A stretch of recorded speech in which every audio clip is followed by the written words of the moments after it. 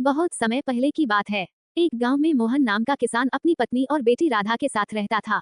मोहन गरीब था, लेकिन ईमानदार और मेहनती इंसान था। वह अपने छोटे से खेत में दिन रात मेहनत करता और मुश्किल से अपने परिवार का पेट पालता। उनकी जिंदगी भले ही कठिनाई में बीत रही थी, लेकिन राधा और उसके माता पिता के बीच अपार प्रेम था। मोहन के 7 बेटे भी थे, जो अलग अलग शहरों में रहते थे। ये सभी बेटे अपनी मेहनत और किस्मत के सहारे अमीर बन चुके थे। उनके पास बड़े बड़े घर, गाड़ियां और व्यापार थे, लेकिन अमीरी ने उन्हें बदल दिया था। उन्होंने अपनी गरीबी के दिनों को भूलकर अपने माता पिता और बहन से दूरी बना ली थी। राधा बहुत ही सरल स्वभाव की लड़की थी। वह दिन भर घर के काम करती, अपनी माँ की मदद करती और खेत में अपने पिता के साथ काम में हाथ बटाती। हालांकि वह गरीबी में पली बड़ी थी, लेकिन उसमें अपने हालात को लेकर कभी कोई शिकायत नहीं थी। राधा का मानना था कि मेहनत ही सबसे बड़ी दौलत है। एक दिन मोहन अचानक बीमार पड़ गया। उसकी हालत दिन ब दिन बिगड़ने लगी। राधा और उसकी मां ने जितना हो सका उसकी सेवा की, लेकिन उनकी आर्थिक स्थिति इतनी खराब थी कि वे मोहन का इलाज नहीं करवा पा रहे थे। घर में पैसे नहीं थे और राधा के पास कोई रास्ता नहीं बचा था। राधा ने अपनी माँ से कहा, माँ, हमें भाइयों को बुलाना चाहिए। वे अमीर हैं और पिताजी का इलाज करवा सकते हैं। माँ ने थोड़ी हिचकिचाहट के बाद कहा, बेटी, तुम्हारे भाई अब अपने जीवन में व्यस्त हो गए हैं। पता नहीं वे हमारी मदद के लिए आएंगे या नहीं। लेकिन राधा ने भाइयों को संदेश भिजवाया, पिताजी की तबीयत बहुत खराब है। कृपया घर आइए और उनकी मदद कीजिए।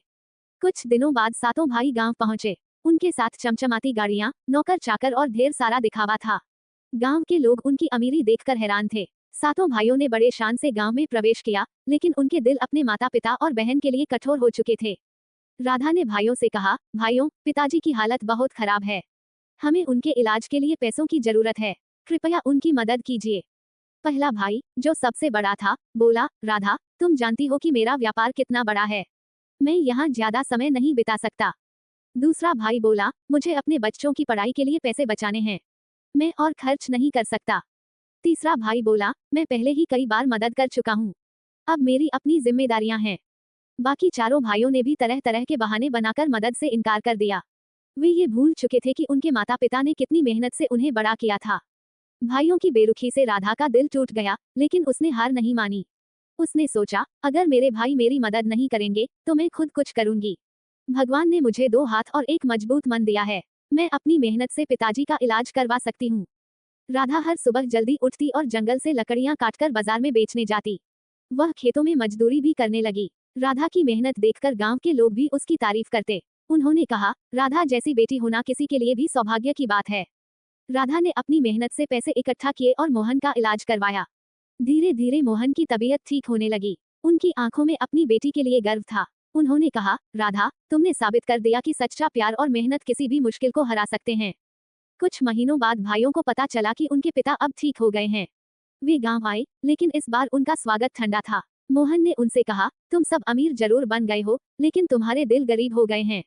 जब मुझे और तुम्हारी बहन को तुम्हारी सबसे ज्यादा जरूरत थी, तुम सबने मुंह फेर लिया।